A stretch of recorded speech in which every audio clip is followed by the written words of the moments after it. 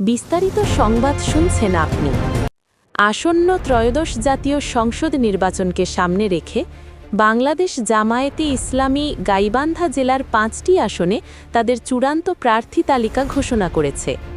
দলীয় সূত্রে জানা গেছে, কেন্দ্রীয় সিদ্ধান্ত অনুযায়ী গাইবান্ধার 5টি সংসদীয় আসনে মনোনয়নপ্রাপ্ত প্রার্থীরা হলেন: গাইবান্ধা 1 সুন্দরগঞ্জ মোহাম্মদ মাজেদুর রহমান, গাইবান্ধা 2 গাইবান্ধা সদর মোহাম্মদ আব্দুল করিম সরকার, গাইবান্ধা 3 পলাশবাড়ি সাদুল্লাপুরী মাওলানা নজরুল ইসলাম, গাইবান্ধা 4 গোবিন্দগঞ্জ ডক্টর আব্দুল রহিম সরকার, গাইবান্ধা 5 সাঘাটা ফুলছড়ি মোহাম্মদ আব্দুল ওয়ারেস।